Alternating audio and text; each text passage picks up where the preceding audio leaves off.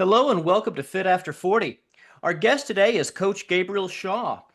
Coach Shaw is a kinesiologist and a Tai Chi and Qigong practitioner and coach. He works a lot with high achievers who are working through persistent pain and burnout and trying to release blockages and access freedom and mobility. Coach Shaw, welcome to the show. How are you? Thanks for joining us. Thanks, Christopher. Tony, nice to be with you. Thanks for having me. Should I call you Gabriel or Coach Shaw? What do you prefer? Oh, thanks. That's really nice. No, yeah, Gabriel is good or Yeah, Gabe is fine. great. So, Yeah. Gabe, why don't we start with a little bit about you? How did you come to this practice? What's your background? Tell me about yourself. Thanks, Chris. Yeah. Hey, I have a little bit of a unique start in that I really started Tai Chi and Qigong when I was 13 years old. Oh, wow. And I Oh, fell, wow. yeah, so pretty young, a lot younger than a lot of people get into it. I sort of fell into it as it was taught as part of a kung fu school that I was a part of Okay. as a teenager. So growing up, loving martial arts, as many young guys do, wanted to get into martial arts, found this kung fu school, and as part of this kung fu school, they also taught Tai Chi and Qigong, kind of as a sort of a side thing. But what I found is that even though the kung fu was really athletic and fun for a teenager, I guess, I was raised in a really spiritual home and I had some real interest in what are we doing here and what's going on and interest in spirituality and also a real passion for health and longevity. I was really attracted to the Tai Chi Qigong meditative aspects of the practice. And then I was lucky enough to have a couple of teachers who really went deep in those specialties. So over time, the depth of those practices really attracted me. And then also, as my career progressed to get more into healthcare, helping people overcome injuries, helping people with their mindset, those practices started becoming more and more appealing. I kind of started my career as an emergency medical technician, working on ambulances in emergency rooms. And eventually I was looking to understand a little bit more about how this mystery of chi or how is this power of Tai Chi and Qigong and meditation really helping people so much. And I Hmm. wanted to combine my passions of martial arts with my passion for health. And so that's why I went to get a science degree in kinesiology, which for listeners they don't know, that's exercise therapy, sort of like physio, but it means movement science, so the science of human movement. And so I did that and then started working with people with chronic pain, persistent injuries, and it's through working with those folks and also overcoming my own injuries that I started understanding, okay, our injuries and our pains are often really closely linked to our emotions, our psychology, our mindset, our spiritual connection. And so that's when the Tai Chi and Qigong and mindfulness like started really combining with my kinesiology practice. And so I kind of combine all of those in my work now. And anyone who's ever done a long endurance event knows very well how much of it is mental. Um, Totally. Very, very much so. If your head's not in it, you will not complete it no matter how much you've trained. Now, just as we get started, maybe you could tell us what Tai Chi and Qigong are, and maybe a little bit about because these practices have a long history. Totally, totally. So Qigong literally translated means chi. Many of your listeners are probably familiar with the word. Qi literally translated means breath. But in the ancient translation of Chinese, the character for qi actually meant the fire with no fire. So kind of like that essence, that fire of life, like what is propelling us. And if you sit here, I can just invite your listeners to sit calmly and feel somewhere in their body that's very relaxed. And just notice as they relax and that tension drops away, what is the sensation that replaces that? And I wonder if you two would mind just doing that really quick right Yeah. now. Like, what would like, can you tell me, can you feel a place in your body that feels relaxed? Yeah. And Tony, where are you feeling? Actually, right now it's the bottom of my feet. Okay. Yeah, and what is it like there? What's the sensation like there in the bottom of your feet? It's there's almost a slight tingle, but not really a tingle to it. I can just kind of feel like, I mean, just they feel content and like just fine. Like I don't have any, there's no pain, nothing there. I just, you know, yeah, I never Yeah, really have so thought about it that much. So yeah. totally, totally. So I'm gonna ask you to stay with it for just a moment. And this Okay. maybe listening interested, hopefully listeners can do this with us. It's very easy. Um, one thing that's interesting to get your mind around is that we so often are looking to our bodies for what is wrong.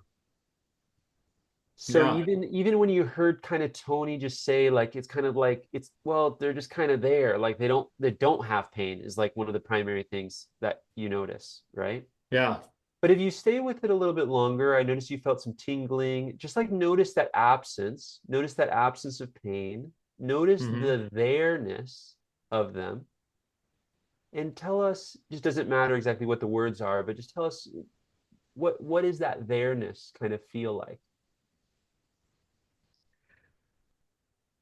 Yeah, I mean, like I guess like I'm just noticing like okay, well it's my toes I'm specifically thinking of. My toes are inside of toe socks, and I just kind of feel them within the toes of the fabric. I feel the material against them.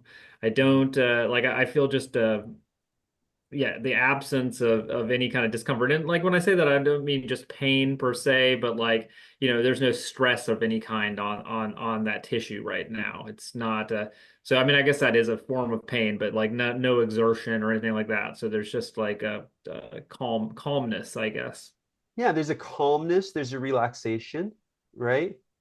You know. So, and hopefully listeners can feel if you really, we won't spend too long doing it now, but if you kind of would just pay attention to what comes up in the absence of, we're always looking for things that are wrong, but Wrong, instead yeah. if we look for the things that are right, if we really feel into that relaxation, that calmness, that there-ness that Tony was describing, we often feel a sense of, like you said, tingling, relaxation, aliveness, vibration. You know, Yeah, there is this those are that's words I was thinking. Yeah, that like almost like vibrational. There you go. yeah, yeah. There's I like said this a like tingle, but a vibration almost would be a better word for that. Yeah. vibration, exactly. Yeah. So you could view Qigong and Tai Chi as one type of Qigong as a practice. Gong means practice or effort or work, like skill of cultivating or mobilizing that vibration, like feeling it through your whole body. And then I like to think of it like surfing, honestly. Like I'm surfing, I'm letting my movement flow with that vibration. I'm letting that vibration move where it wants to move. And then, Yeah. because these practices are built over thousands of years, okay, what we've discovered is there are shapes that are more conducive to that than other shapes. Roundness is more conducive to relaxation and blood flow and sensation and relaxation than collapse or rigidity, for example. There are ways that you can move to encourage that, and so those things kind of become a part of like the qigong or tai chi canon, if you will. And there's lots of different ways to do it based on what your goals are. And then Tai Chi is a martial art. So you could do Qigong for a variety of reasons: spiritual development, healing, martial arts, or instead of martial arts, you could just say athleticism, if people are interested in other athletic events. And Tai Chi is a martial form of Qigong. So it's a martial art where we kind of use this skill, the skill of relaxation, the skill of riding these waves of energy in the body, the skill of cultivating this energy uh, to apply to martial arts and test in our martial arts. Or because I'm a kinesiologist, I also could say in athletics in general, in Hmm. functional Hmm. movement, so it's not just I'm out there getting high on it. Nothing wrong with that, but it's also I'm applying it. It's real world. I can feel it work as I run or move or step or punch or whatever.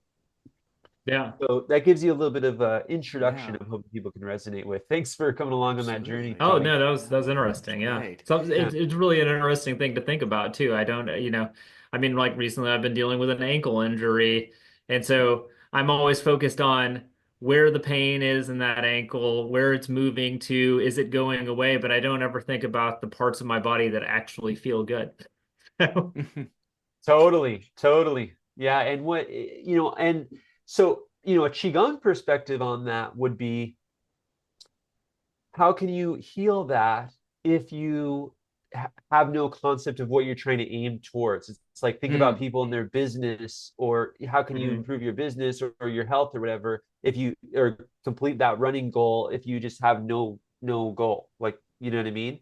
So Yeah. having a sense of what we want it to feel like, and man, the power, I mean, coming back to your listeners too, is like, people really underestimate the power. I mean, you don't even have to follow me under the chi stuff or anything woo woo. The power of moving and standing and breathing in a way that feels good and is like Mhm. pleasurable and pleasant and loving of yourself. I mean, if you guys talk about endurance athletes, like, that is not the typical experience of a lot of us in those activities, right? So it has Yeah.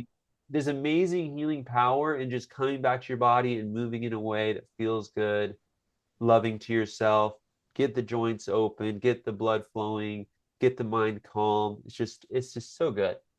But I would say in contrast to that, yeah, that's a good point. Like, I'll run a 100-mile race or something like that, and that is, yeah, it's a grueling experience with bits of goodness to it. But yeah, if I think about running, if you think about running, your most pleasurable runs for me would probably be a 10-mile run in the woods where I just feel really good and I'm just kind of flowing through the woods. That's what I really enjoy. I do the 100-mile races for different reasons, but the heart of what I really want to do is probably that. So, Totally get it. Totally yeah. get it. I'm sure a lot of people can resonate with that. Yeah, that's absolutely. awesome. Yeah. So a large part of this practice is a form of mindfulness meditation, it sounds like. Yes, that is true. It is what we say is meditative in nature. Mhm.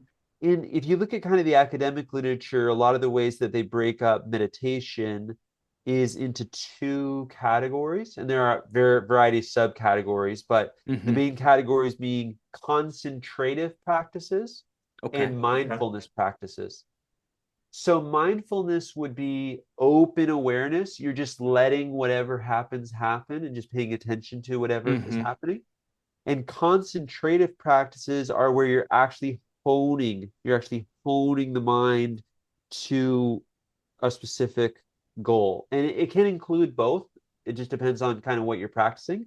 A lot of Hmm. people, when they're doing Tai Chi, they're doing a little bit more of that concentrative side, where we're like working on a particular application of Chi or breath, or we are working on a particular, like really focusing on a particular body mechanic. Listeners would know this for, again, if you're a runner or something like that, we often have like mantras, right? We have, Mm. or something, and Hmm. it's like one step at a time, right? Or like breathe, Sure. relax, or like kick that foot back, or whatever it is, right? And you could say that's kind of like a concentrative type of meditation, right? You're still focusing the mind, but you're like focusing on a particular thing.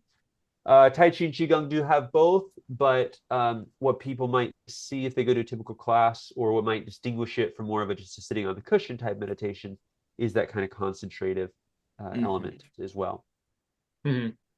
So you use this practice to support both physical and mental health, is what it sounds like. So why don't we start with the physical aspects of it, and then we'll move into to how it addresses kind of burnout and anxiety and those mental symptoms after. So starting with the physical aspect, what movements are involved? How does it support physical health, especially using your study as a kinesiologist? I mean, you have two very separate approaches to the same problem that Yeah. that you're kind of synergizing in your work. Tell me all about that. Thanks, Chris. Yeah, I think so. The first thing I'll say is a little bit of a caveat is I don't necessarily separate the two. And I think that separating the two is a bit of what we call it is a Cartesian duality, or a Cartesian error, coming from Rene Descartes, who Yeah. originally said, I think, therefore I am. And And what I view is that, in my view, injuries, burnout, lack of purpose, unwanted behavioral patterns, difficulties in your relationship, a lot of those things come down to what Jungian psychology often calls a complex, or in Qigong might say like stuck energy Hmm. that then expresses itself physically or mentally or in these areas. So in my work, I don't necessarily separate the two. And I invite listeners, if you're struggling with pain or injuries or whatever, to think about what are the emotional sides of that or spiritual sides of it in terms of how is this trying to call you back to yourself or your gifts or your purpose. And also those struggling with the psychological or emotional, I might encourage them to consider how does that show up in your body. Hmm. But that having said, there are some things that we can say about the physical aspects of the practice. And I would when you said there's two ways that I'm looking at it, one is like the Tai Chi way and one is the kinesiology way, you might consider that as you might also say reducing or relieving tension and Hmm. the application or development of functional tension. Most injuries have some component of chronic tension Hmm. associated with it. At very least, you're developing tension and guarding and compensation patterns around the injury after you've been injured that need to get reprogrammed. Hmm. But more likely, you had some kind of tension, some emotion stored in the body, etc., which was causing you to um, move in a way that may not have been the most functional way. And then that movement in that way over time creates weakness in some of the joints or Hmm. tissues or whatever. And then that weakness either causes injury over time or makes you prone to injury in an acute event. Or So, inflammation. or inflammation, exactly. So reducing that tension is a key part of it. And if you're trying to learn something new, if you're trying to learn how to move better, you want to increase your strength, you want to move better for sport, whatever, you kind of have to first unlearn the way you're already moving. Hmm. And that's a process of relaxation or letting go.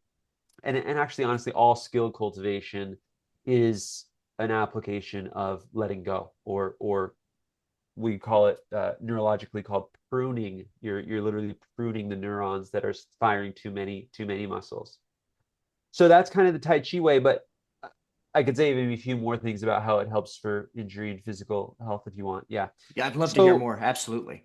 yeah, so one thing that I would also say along that relaxation side of things is that relaxed doesn't mean flaccid. So a lot of what people think of when they think of relaxed is they think of just totally like flopping, going on vacation, sitting in a lounge chair, even like doing a lot of yoga or something that's like chronically Mhm. stretching the tissues. Sure. And that's not necessarily relaxed in a good way that I can tell people this, especially if people in your audience who've done a lot of yoga or stretching, or a lot of people might just know this from a thing that they have, an injury they have is it's very typical. For example, in runners, you get hip pain, right? And Yep. then the hip pain feels better temporarily when you stretch it. So you're constantly stretching it, but then the pain is constantly getting worse.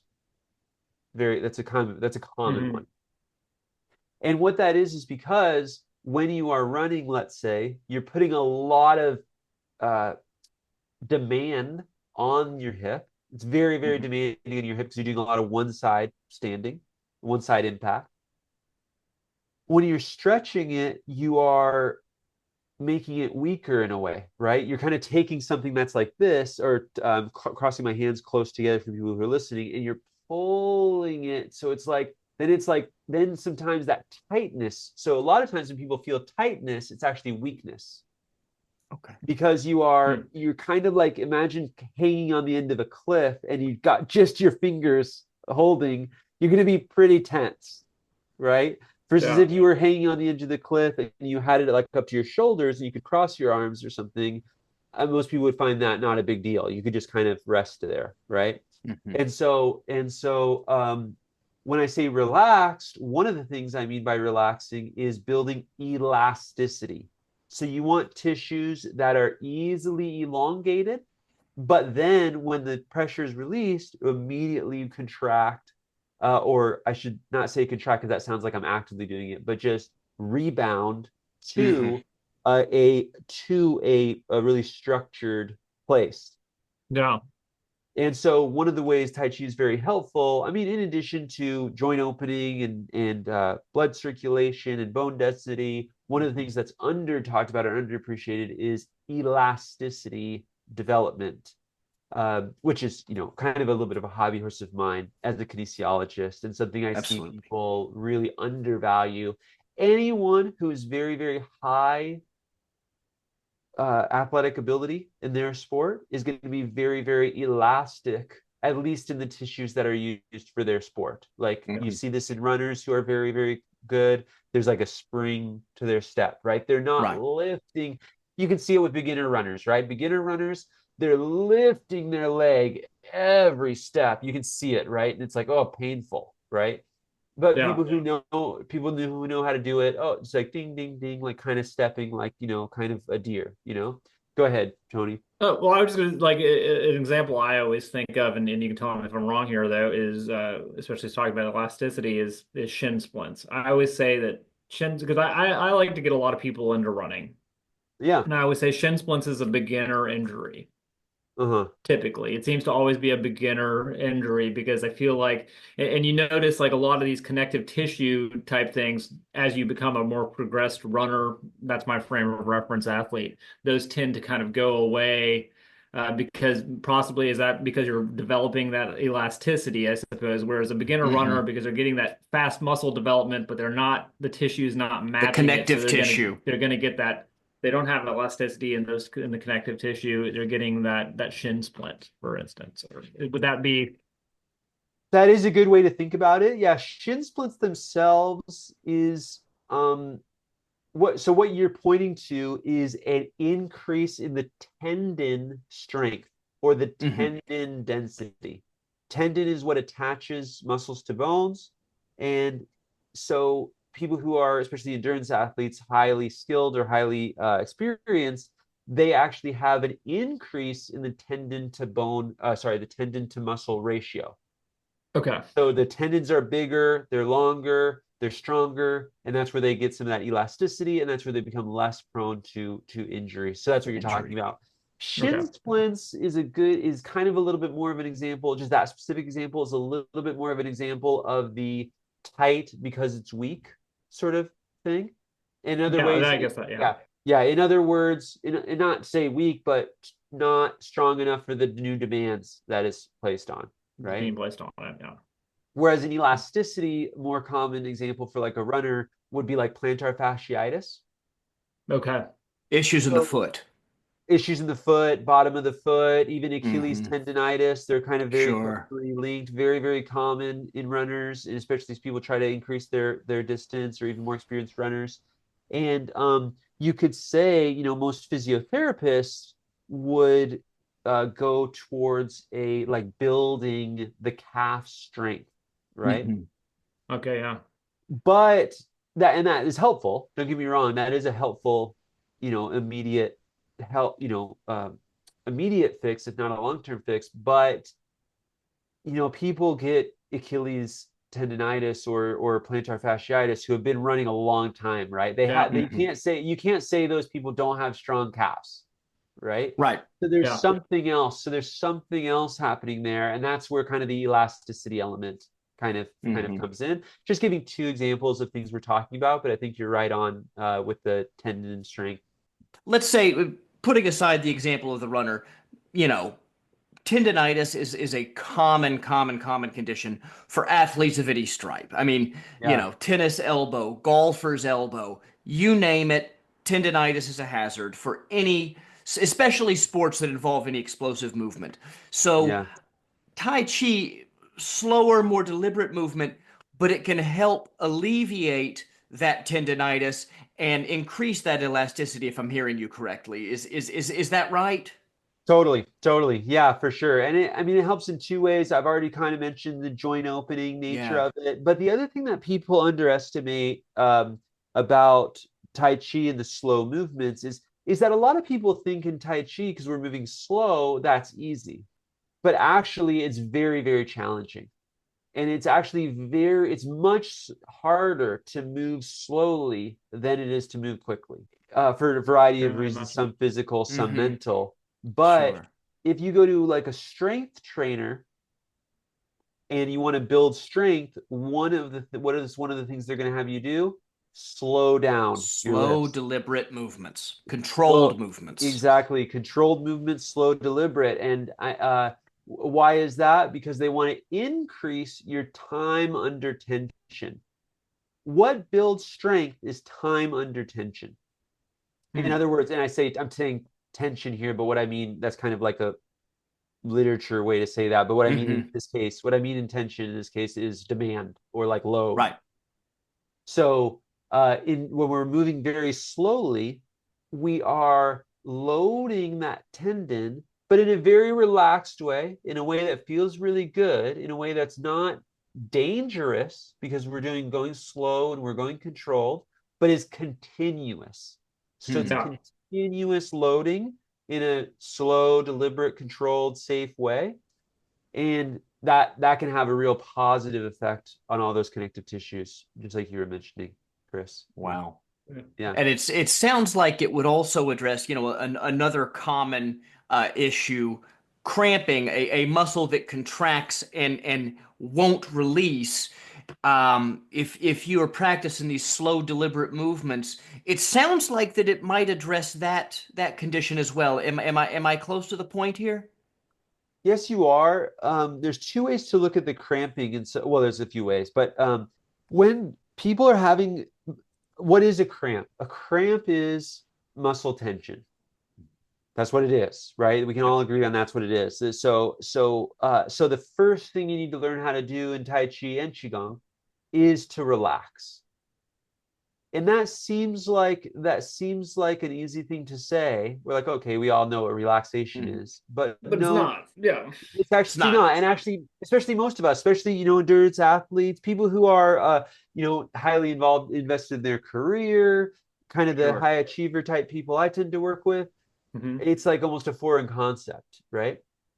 And not only is it a foreign concept, not only do you have to do it deliberately, but there are gradations of it. This is something a lot of people don't know, is that it's not we're relaxed or we're tense, but you can relax more. You can relax more. You can relax more. Mhm. So a cramp, I mean, if it's tension, yes, learning how to relax is helpful for that, right? But also, oftentimes cramping is the result of stored tension, stored stress in the body relates to cramping a lot, right? It's kind of that stuck energy thing that I was mentioning before. Right. So, a lot of highly stressed, anxious people, um, this is an issue they have, right? Tightness in the tissues, cramping, Mhm. especially when there's like risk, and risk doesn't need to be an extreme risk, but just a risk that is like you're moving a joint through a range of motion it's not used to, whether that's short or long. And so there's also an element of, okay, releasing what you're holding. Again, it's muscle tension. Muscle tension is holding something. So, yeah, releasing what you're holding, breathing. And like I said, why is moving slow so hard? And this is also, by the way, lifestyle wise too. So I can say moving slow in Tai Chi, but I'm also talking about those people who need to slow down in their lives. And come on, most of you, like the listeners, you're here, you probably know if I asked you to slow down in your life, it's like for a lot of people, that's like the scariest thing that you can Yeah. do, right? And so if I They would ask tell you you to, they can't. They would tell you they they can't tell do you they it. can't. They say they can't, right? And why? Because it's Hmm. very difficult, right? And why is it very difficult? Is because when you start to slow down, stuff comes up. You start really looking. You're forced to actually pay attention to what's actually going on, and then you feel that like existential anxiety or that fear or that Hmm. overwhelm or whatever it is, right? Grief, pain, whatever, you name it, like starts to come up. And so, yeah, it's not uncommon actually for people in my Tai Chi class to get pretty emotional, Hmm. especially like the first class or two before they've kind of learned skills Yeah. for managing that. Yeah. Well, let's talk more about that. You said you know your mission you work with a lot of people who are very high strung, people who probably have challenging, demanding careers, and half of this is physical, the other half is mental.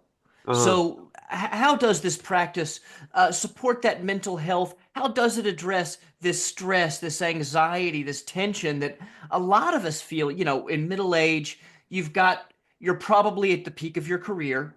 Yep. um, you probably still have kids in the house. So And sometimes parents that if need to be taken care of. Very so tough. you're being pulled more directions than at any other point in your life when you're in middle age. Yeah. So where do you So start with that? How do you support that? totally.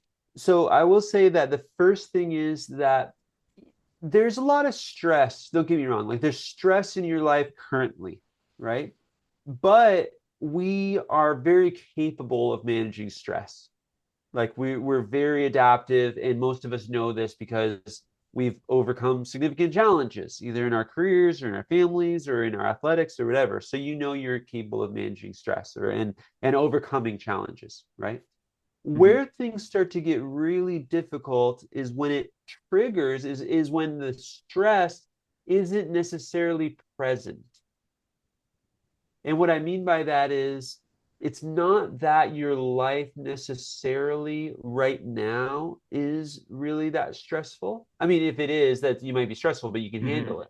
But it's where those stresses bump up against things that you've held or things that you're holding on to, wounds that you carry, emotions that you stored in your body that you haven't processed, that's harder because that's kind of there's an element of fear, attached to that, right? And it can be overwhelming. And a way that this is happening is if you find yourself responding out of proportion to the event, Hmm.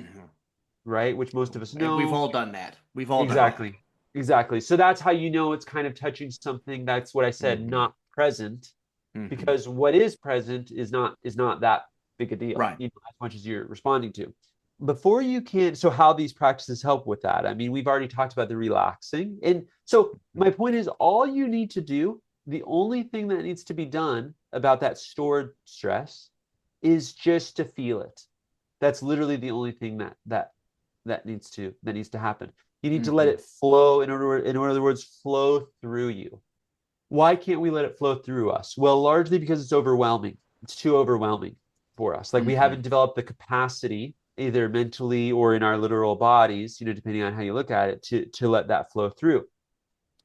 So the first thing you need to learn is you need to learn how to ground and like center yourself, right? So Hmm. this is really one of the first ways I use Tai Chi and Qigong principles with almost everybody I see is teaching them how to, just like I did with Tony, and we could go into more depth with that, but like, okay, how can you really ground into somewhere that feels relaxed? Like, how can you ground into a sense of support, whether that's physically, like your chair, or internally, like your capacity, or interpersonally, like your, community or your spiritual beliefs or whatever?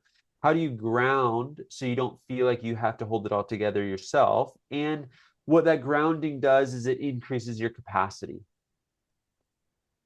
And then it's like, I mean, and then it's kind of like just dipping into a well, man. We've got this well of like stored stuff. And by the way, we kind of continuously are adding to that every day, largely Yeah.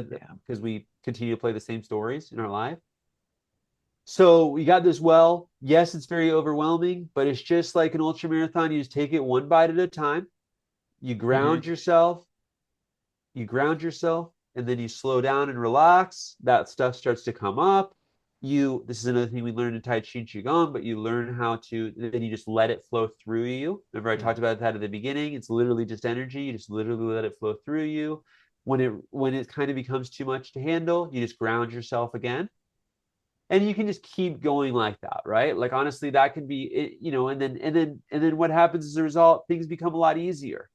Hmm. And then when the stresses that you're dealing with, yeah, there's stresses, but you do your recovery, you do your meditation, you get help from your family, you talk about it with your boys. It's just normal, you just kind of handle it. It doesn't become this like existential thing or overwhelming Hmm. thing because Hmm. you're just processing present stress at that point, and that's a Right. lot easier. Yeah. You know what I mean? And so just like introducing a bit of like balance and flow in that way. Yeah. Oh gosh, there's so much I could. Yeah, this is. I know. I've got a lot of follow-up questions. There's so many things.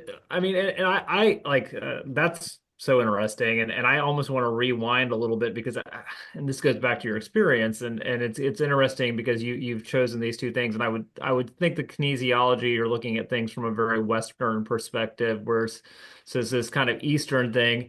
And then you mentioned Chris's kind of compartmentalization, which of these things, which is we're framing things in a very Western format, and that's how our brains are kind of wired. And I now Yes. I can see Right. you're trying to translate everything for us into our Western mindset, and I'm watching it unfold. But for me, and you're doing a great job at it. But talk a little bit about that. Talk, because I think that's kind of fundamental to this conversation is we're talking about kind of different world views here, and we almost to proceed with the conversation need a little bit maybe background about those world views and how those come Absolutely. together and how you've integrated those two perspectives. And the Western Totally. approach is famously not good at managing stress. So it's Yeah. acknowledging that weakness, I think, Yeah. is Yeah. fundamental to this conversation. Well, So I think go that go. was, something you brought up too was, and I don't know, and you'll correct me if I'm wrong. I think it'll lead to this next thing, but you're talking about like some of these things that hold us back. I think we do take these stresses, if we're not grounding perhaps, and we're Mhm. compartmentalizing something like the trauma. We can't compartmentalize trauma Yeah, instead of exactly. feeling it, and that's a Western way to deal with stress and Right. trauma, very much so. Exactly. I would say. And But I'll you're not even give processing it. you, I'm going to give you a personal example and if it's useful at all. Like the other day was my birthday and Happy birthday. and I was planning to go out to lunch that day and I worked with my father and I was like, well, we're gonna go out and grab some lunch. I'm just gonna take everybody from work. We're gonna grab some lunch. Why don't you go get some lunch with me? And it's my birthday and stuff. And he said he was like, I don't really want to. And for some reason, that really upset me. And I don't know why. I mean, it's like we see each other all day. I don't know why my dad doesn't want to go grab a hamburger with me, whatever. That doesn't. But what you just said there made me think about something. This is my second birthday since I lost my mother. And I overreacted to that situation. And I think I overreacted to that situation because that was the trauma that I was overreacting to. It wasn't the fact that Hmm. he didn't want to grab lunch that day. Yeah, yeah, exactly. Thanks for sharing that, Tony. Yeah, and my condolences about the loss of your mother. That can be a really, really, really big thing. So really want to, send my heart out to you for that. And also, gosh, with our dads, huh? It's like, Yeah. gosh, yeah, like yeah, we're all with you on that boat, for sure. So I get Absolutely. you. Yeah, totally. Um, Tony, like, would you be willing to like work together again? A little bit of a couple minutes Yeah, exploration of absolutely. that. Especially if we can, because yeah, absolutely, absolutely. You obviously, yeah. Go ahead. Sure, sure. So what I want to invite you to do, Tony, Yeah. is I want to invite you to ground first. So Okay. just like what we did before, like find that place in your body where you feel relaxed Hmm. and just really allow yourself to notice what that's like. You don't have to tell me about it. Just kind of Okay. see if you can just kind of see if you can feel it. Hmm. Yeah, can you feel it? I can. Yeah. So just take 2 breaths and just really allow yourself to rest into that feeling of relaxation.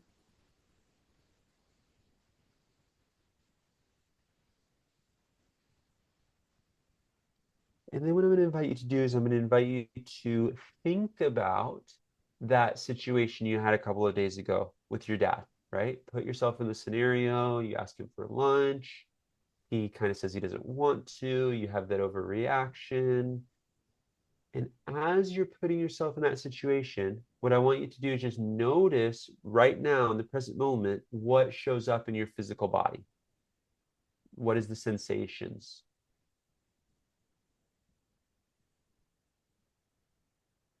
I mean, I don't feel the overwhelming I've got no past that thing, but I mean, honestly, like I more than anything, I just realized how much that overreaction was. Like I had a very strong reaction to that thing, and I just understand now that it was totally out of like it had nothing to do with what was really happening there. So What was the reaction like? Hmm? What was, can you I tell me a was bit I more was about what, just kind of angry. I was kind of yeah. angry about it. And I don't know why. I mean, it's a ridiculous thing to be angry about. It was just lunch on a day, but it was just because it was that we were and I was just a little bit I was just angry. I was like, geez, you don't have time to go grab a hamburger with me. So again, now bring it, I want to, like, we're kind of talking Yeah. about separating that duality, right? So as you're Yeah. thinking about that anger, can you see maybe, Chris, can you see him leaning in his chair? Could you see his shoulders go up? There's something that starts to Mhm. occur, right, in the body as he starts saying that, right? So Yeah. as you think about that anger, just see if you can just feel it. We're not going to go deep into it, so you don't have to, worry about it going too deep for now. But I just want you to see if you can translate for us. What does that anger feel like in your body?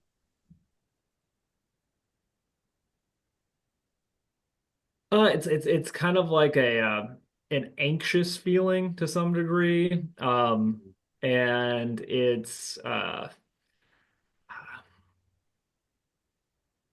tightness. I get tight. I mean, like my muscles physically contract when I think about it. And So where? those And sorts of where? things. Where, In Tony? my arms and chest to some degree, and in my face. Yeah, totally. So you can feel this muscle Yeah, tension here, right? Yeah. and in my hands. In your I'll grip hands. in my hand, like a lot of like hard gripping in the hands. Yeah, yeah, Exactly, totally. yeah. And we can see that in you, can't we, Chris? Like there's this You coming can. forward, and this is kind of how Yeah. anger kind of wants to express itself. It's actually helpful. It's actually here to help, right? It's here to Mhm. mobilize some action. So that's why we tend to feel it in our arms and our chest, and there's Mm. a lean forward and there's a muscle tension because we're engaging in something, right? So what I'd like you to do, Tony, just as kind of ending this, but demonstrating something we were talking about before, is if is it okay? Can you try to just accept this anger and this muscle tension? Just feel it and just see Mhm. if you can accept it exactly as it is with no desire to change it. See if you can do that. I'm past the moment now to the point where I guess I can to some degree. Um, Yeah. Yeah, so just but do then that. Just do that okay, for a sec. Yeah, yeah. yeah, it's okay. We don't need to go too deep into it. Just do it for a second. And what you could even do is you could even tell that tension, you're still feeling in your chest, your arms, your hands. You could say something to it like, I see that you're angry, and that's okay. And that's okay to be angry. Mhm. Yeah, Yeah. yeah.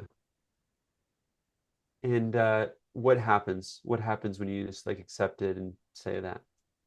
Yeah, it definitely causes you to be able to rationalize the thought of it, like and put some understanding. And of course, I've got some distance from the event now, which makes it a Mhm. little bit different.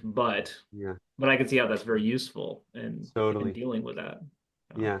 And did you see Chris, that change? Did you see that change in Tony? Like I he did. sat back, he took a breath, like his body softened, his voice changed in volume and tone. Did you notice that? I did. Yeah. I did. Yeah. Yeah. Thank you so much, Tony. I oh, sorry. really appreciate you doing that. I know either it can be, vulnerable place, but also just want to say we all understand. We all have gotten there, and hopefully some of the audience Absolutely. can Yeah, absolutely. empathize. But just to break that down, now to extrapolate back to, Tony's question, which is okay, let's break down this duality to show people that, because what hopefully people can see is that through that example is that it wasn't only mental. there was nothing about that that was only mental. Right. That's almost absurd to think that. And it just It was a takes. physiological response. Exactly. And so then what happens? So then you can imagine, just imagine what happens if we never address that energy. Like if we never address that tension, if we never look Hmm. at it, what Mm. happens with all that tension that you're building? Your body is primed for an action, you never take the action, you hold this muscle tension and just take and just it builds. And what does that cause? It causes you to move in certain ways, right? It causes you to compensate your movement in these other ways, whatever, right? And so there's this real link, right? And then what happens is also then those movements then start to trigger the reaction mentally as well, because there's an association, right? People who have been in car accidents, if they position themselves in the position of the car accident, they sometimes start feeling the same vertigo as they felt in Mm. the accident, right? So there could be a reverse causation that can happen as well. So my point is to say these two things are very, very linked. And it's, hopefully people can see by that example that it's almost kind of silly to think that they're not. It's so obvious. But what people might not know from that example is we could have done the same exact thing, but we could have started with pain, like Hmm. some persistent pain, and we could have done the same thing and then connected to the emotions, and it could have been Yeah. this thing. And I can give people examples of that, or they can see them on my website. But so and also to say that this is something, even though you might say this is like an Eastern view, because I'm a Tai Chi and Qigong instructor, and certainly those things inform what I've learned. But and that is true. But at the same time, this is stuff that's becoming very, very understood by uh, kinesiology, movement science. There's Hmm. definitely a recognition of the nervous system and the fascia role in movement and recovery. Hmm. Where do we store? The fascia is amazingly dense in terms of the amount of neural connections. So Mm. this is where that tension gets stored. If we keep holding our muscles in that way, the fascia condenses. So rewiring our nervous system and our fascial adhesions and connections is becoming a big part of functional training. Many people don't do it still, but it's becoming more and more popular. Mm. Same thing Hmm. if you look at modern psychotherapy. Yes, there's this old kind of like basically kind of talk therapy is kind of old school. Uh-huh. And definitely now, if you look at um, plenty of the very popular works, Gabor Mate's work, Peter Levine, A Somatic Experiencing, talks about this. But even if you look at something that is pretty just cognitive, like parts work, internal family systems, this is a very popular modality of modern psychotherapy, still recognizes the physical sensations and still goes Sure. to those to do that. And you know what? Honestly, I would say, like, my controversial perspective is that if you're working with a therapist, whether it's for like a physical therapist or a counseling therapist, and they're only working in the body or they're only working in the mind, it's probably not that effective. And They're and leaving half of it on the table. they're leaving half of it on the Hmm. table. And honestly, Tony, tell me if I'm right or wrong, but we could talk about that all day, and it's not Yeah. going to change. It's not going to change that and maybe you've done that, right? And a lot of people have, right? And so yeah, not to say there's no use for that. It can be very helpful. Like talking is helpful. It is helpful Hmm. to move that energy through talking. Yes, physiotherapy is helpful if you have an acute injury. So not to say that that's never helpful, but there's more. Is all I'm saying. There's more. Treating the whole person is a Yeah, sounder approach. So, yeah, Gabe, you said something a few minutes ago, and it ties into the experience we just had. You mentioned that when people begin working with you, that oftentimes that first session is a very emotional one. That they're yeah, going through the movement, and there's a very emotional response. yeah. Um, Hmm. Maybe you could speak to the progression as you continue to work with someone. So as you begin, and maybe they're not accustomed to regulating emotions in this way, can you tell me how how how a person working with you progresses? What changes do you see? How does this unfold? Well, like I said, the first thing that we learned is how to ground. So just that's, I mean, that's kind of the answer. That's the short answer, right? If you want to do this work, is like you really have to learn how to ground yourself so that Mm-hmm. you have a way of sort of stepping back from the thing, that whatever it is, your The pain, your overwhelm, whatever, right? So we do learn how to ground. And most people, I mean, they feel like, oh, this is like fantastic. Like if they've never, people who are really yeah, high stress, high right. achiever type people, it's like, oh wow, that feels really good. So for some people, the first session feels amazing because they learned how to relax for the first time in their life. And then the second thing we learn how to do is we learn how to breathe. And again, that's the same thing. People sometimes don't even realize the shallowness of their breath. And there is definitely a reverse psychological causation there. You breathe shallowly, you'll start feeling more stressful. You could experiment it right now on your own at home. It's, Sure. it's, it's easy to do. So, like learning how to take a deep but also effortless breath, you can combine that with the relaxation. That's a really powerful tool for starting to relax. And then the progression would be, a lot of people they come to me in pain, like physical pain. It's like really started to manifest as like injuries or pain. And so I really try to get them some immediate relief with that. Like, okay, let's do some things physically to do some myofascial release, to do some muscle activation, to do some physiological integration, some movement training, some exercise therapy to help you like get empowered that there are things that you can do about this, right? And get some relief. Because anybody who's been in pain knows, and it's the same thing with their anxiety or whatever, right? So you can say the same thing. Tools to manage that. Coping strategies can be really important. Anybody who's been in a lot of pain or anxiety or overwhelm knows, like, it's really hard to accept it, as I was just telling Tony. And the acceptance is now maybe the next step. You have to get to that. um so it's hard to get to that acceptance if you can't get some relief. So then we'll get some immediate relief, give some people some tools so they can keep like training their body, or like Mm-hmm. changing their exercises for home. That could be mental or physical or spiritual. So they can get some relief. They can get empowered that there is things that they can do about this, and it's not hopeless. And then after they have those things, then we can start to dive a little bit deeper with a little bit of inquiry.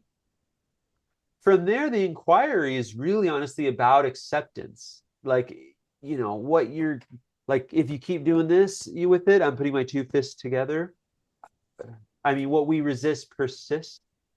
So it's starting to, then the next step is starting to change people's mentality of this change agenda that we often have toward our symptoms, instead of learning to appreciate the wisdom in them, the wisdom of our body, calling us back to first what needs to be healed, but then calling us back to what's not in alignment in our life, and then deeper calling us back to our values, our mission, our gifts, and how, like, our purpose for being here. This is all wisdom that's coming out. So once we can start appreciating that and stop trying to change it all the time, then we can start hearing those messages. And by hearing those messages is where we can start to release some emotions, start to make changes in our life, start to move differently, etc. And then what that kind of leads to is actually now a question of like, okay, in what ways are you facilitating this whole change agenda with yourself? You're trying to be better all the time. What's that about? Mhm. Like, you're engaged in these activities that are out of alignment, out of your values. You're not able to find balance in your life. Why is that? Well, to spoil the punchline for people is like, there's some fear there, right? There's some fear. They're trying to change themselves to be better, right? They're not good enough, you know? And so then we can sort of work on, unwinding that. And, Mm. and that's again, but we don't just jump into that. We go into it with a series of grounding, coping strategies, breathing, movement practices, so there's a building of a progression. And also still do exercise therapy. Like, yeah, if you Sure. have physical pain, if you have to rewire in the body as well. So Right. learning how to move the body differently, relax those things, again, build the appropriate tension, teach the body how to move together. This is all called what I would call integration. So a big part of what Sure. I do is what I call is integrative alignment coaching. So aligning our Mm. mind and body, aligning our posture, aligning our life with our Mm. values, bringing together our mind and body, bringing together the different parts of our body to work together, bringing together our life and our work to work together.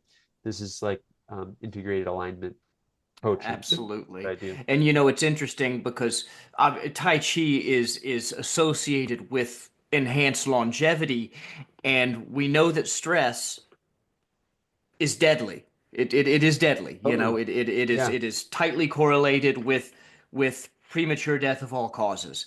And we know that mobility issues are dangerous as people age. And it totally. sounds like that you are addressing this on all fronts. Um, and it really is a beautiful approach in that regard. Can you speak to that? Can you speak to how you're supporting both sides of this equation? In terms of enhancing longevity. Totally, totally. Yeah, I mean, and you just said this thing about the stress, right? You can see this is obvious to people. It should be obvious at this point in the conversation that keeping that stress stored makes you sick over time or injured over time. That hurts your longevity, that makes you more prone to injuries. Um, it makes you less mobile, right? And then the less mobile, so what is mobility issues? Okay, it's to some degree, it's a tension, like over tension, or like I say, dysfunctional tension, right? Because stress, we shouldn't say. Another thing I'll say about stress is that um, there's stress is actually divided in two as well. So there's distress, but then the lesser known eustress. And distress is something that's more than you can handle and causes kind of a um, breakdown, right? But eustress is also means true stress. That beginning word "you" means true. So eustress is actually something that builds your capacity. It's stress you can handle, and builds your Mhm. capacity. And so yeah, it's kind of about like differentiating those two, right? Like learning to release and move through and clear that distress, and learning to like step up to and achieve and cultivate intentionally that eustress. And that just goes back to what I said it physically, and you could say the same thing mentally as well.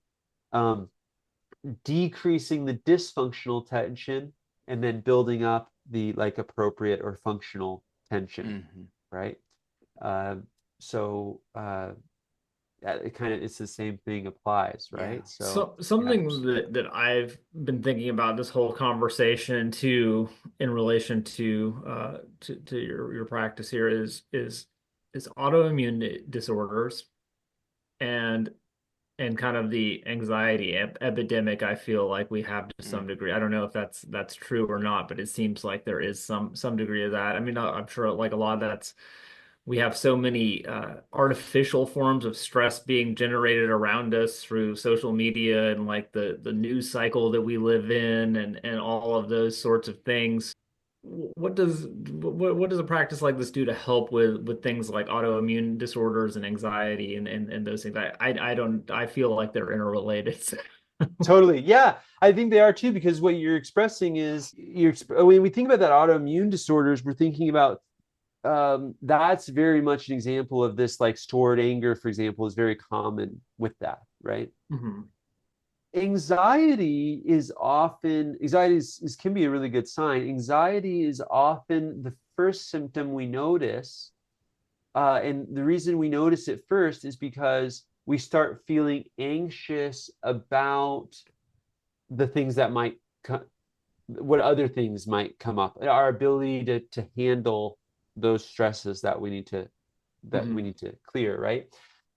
At this point in the conversation, I should probably separate my work from what is kind of traditional Tai Chi and Mhm. Qigong work, right? So I've been approaching this conversation largely from, how I approach things and how I Yeah. work with people sort of one-on-one.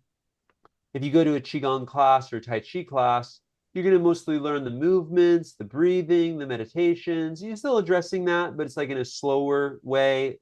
You know, Hmm. those disciplines are systems and disciplines and practices. They're still strongly have a lot of longevity benefits, a lot of decreasing anxiety, a lot of increasing circulation, a lot of decreasing, autoimmune reactions, regulating the nervous system. But then, I'm kind of using some of those tools to apply to like this kind of broader issue that we're talking about and that you're pointing to, Tony, you know Yeah. what I mean? And if you go to somebody who's more typical, like Tai Chi master, Qigong master, you're just going to learn, you're going to learn the system. You're going to learn the discipline, right? That's kind of a little different than what I'm doing, which is applying tools from that discipline Mm. um, over, right? Yeah. Yeah. So it's probably good for people to know the Absolutely. difference. Yeah. So as you work with somebody, tell me about the transformation you see with the people you're working with. You said you're working with a lot of people who come to you probably they're probably carrying a lot of stress and anxiety when they begin. I Yeah. don't know what their physical health is like. Maybe you could speak to that. But I'd really like to talk about the results. Totally, totally. Yeah. Thanks for asking about that. I mean, typically when people come to me, they're in a fairly bad spot. I mean, often people have to kind of get to a place where they're like, okay, enough before, coming to me, which I say is like a beautiful place because, if you are able to I mean, first of all, also, if you're able to continue coping, you manage your injuries, manage your Hmm. stresses, then that's great. I'm really happy for people if they're able to, get help from the physio on their injuries or whatever, and they're happy, Sure. then that's great. But when people come to see me, usually they're at a place where they are injured and in pain for a while. They've tried a number of different strategies. They haven't worked, like you could say, like more conventional approaches, and haven't worked, or they haven't been able to get back to their sport, or they haven't been able to get out of pain, or whatever. Same thing, they could be going to see a psychotherapist for a while too, and they feel like just talking isn't really getting to like the deeper layers. Oftentimes, those people have a suspicion that or they know it's like maybe they don't want to really admit it, but they kind of know that they're like constantly achieving, constant striving, kind of type A personality or like work stresses is leading to their injury or their illness. Hmm. They kind of know that, and so they're looking for somebody. I think they're also spiritually curious. I think a lot of Yeah. people I think one of the things we haven't really talked that much about, but is kind of like underneath this work is that we have a deficit of spirituality in our world today, and especially in the Sure. West. Like we just don't feel, and frankly, it's kind of for good reason because the religions of our fathers and grandfathers have really left a lot of things lacking. They have. And so a lot of us have felt not that called to those, or worse, actually actively harmed by them. Hmm. And But then spirituality is not religion. They're not the same thing. yeah, totally, totally. And then at least in our Western culture, we kind of are left with. Not that many options. Mhm. So also people come to me and they often come with a bit of curiosity. They're kind of interested in meditation or Qigong or Tai Chi. Maybe they have a Hmm. hard time engaging because of their pain or their anxiety, but they're interested in it. And so they're interested in my work because they want to explore more spiritually as well. I mean, and we can see some really big changes. I mean, immediately, like I said, within the first session, usually people have a sense of how to relax and how to do some exercises or activities to reduce their pain. And that's pretty powerful for a lot of people. And that can usually happen like in one session. Oh, wow. Yeah. Okay. At least, with some basic tools, but obviously there's a lot deeper movement that, there's a lot deeper exploration that needs to happen and Hmm. this could be a long-term transformation that can occur, and it takes a lot of time. My own story, like, which we didn't get a ton into, but Hmm. it takes many years, right? And anybody who's been on a healing journey knows, okay, it can take some time. And in a while, you embrace the time it takes because actually every it starts becoming part of your practice. You get to deeper and deeper self-knowledge. But yeah, like we start getting them some initial relief. We start to show them that, there are fish here. Where you have, before we even teach you how to fish, it's like we're showing you that there are Right. fish, you know, Right. and Hmm. and then that really opens their minds to, what's possible. A lot of the people that I've worked with not only become pain free for the first time in their lives, but they start setting healthier boundaries with their work. Many of them change their career trajectory. Many of them get out of jobs and careers they took because they're trying to please their parents or still trying to Right. prove something to the world or whatever. They have a deeper understanding of their gifts and their values, and they start making changes in their life that align with their gifts and their values. What happens when we do that? Life becomes easier, our relationships become healthier, and then yeah, their bodies get more developed too. We start conditioning their bodies, they work better together, they start Sure. achieving things athletically that they and easier than they thought it was going to be, right? So yeah, so there's some amazing transformations can really change people. The way they view themselves and the way they understand themselves can really change, Hmm. so Yeah. it can be pretty powerful, Sounds like the outcome that a lot of us are really working toward, doesn't it? It really, Yeah, really sounds like the trajectory a lot of people want to go, but don't know the way. exactly. Yeah. Yeah, and just as a kind of a wrap up invitation for your audience on that, if this is resonating with them and they don't know the Yeah. way, I have a free mini course that kind of takes people through an example like that, just kind of like what we did with Tony, and it helps Yeah. give them some tools. Some of the tools are from Tai Chi and Qigong. Yeah. Other tools are from these other disciplines that we've been talking about, and you could really get through the Yeah. whole course in a half an hour, Oh, wow. so you can really start to understand, start to unpack the stuff. But there's tools that they can keep coming back to and keep Wow. like actually, honestly, what I'm suggesting is not that complicated, right? Hmm. Like Yeah. it's not about it being complicated or knowing more. It's about just kind of doing it, just like slowing down, Sure. breathing, feeling that stuff, moving in a different way. So a lot of those tools they can keep taking, keep using. That's for free. So that mini course is free on my website. It's called Heal from Inside Out, the course. They can go to my website, which is coachgabrielshaw.com, and they can find that course there for free. It's called Heal Hmm. from Inside Out. It's on all the pages. They can find information there about my Tai That's Chi and great. Qigong classes and courses as well on there. Excellent. And we will link to all of that in the show Show notes. notes. And if our listeners wanted to connect with you directly, is the website the best place to do that? Are you on social media? Is there anywhere else they could look for you? Totally. Yeah, a good place to find me is on YouTube. Okay. Coach Okay. Gabriel Shaw on YouTube. On it, all the socials, I'm Coach Gabriel Shaw. So if you look at me for all the Right. social medias, you can find me. But honestly, the best place is to go to my website, start taking that course. If you do that, you get an email from me as well that Right. we can start to connect over email. If people want to reach out to me directly, they can. Coach Gabriel Shaw at Hmm. gmail.com. And yeah, I'd love to hear from people. I'd love to hear, what they Absolutely. took away from this episode or what resonated with them in Yeah. this episode. I'd Yeah. love to hear that. Very much so. And Yeah. we'll link to all that in the show notes. Right. Maybe before we go, you could tell us a little more about the type of services you offer. Obviously, you've got that free program on the website. Do you do guided sessions that are live streamed? Is there anything else that people should look for and be aware of? Yeah, totally. Yeah. So the other thing, if people are interested in Tai Chi and Qigong, I have two online courses that are available through my website as well that can give people the basics of Tai Chi and Qigong that those are accessible through my website, to Great. anybody.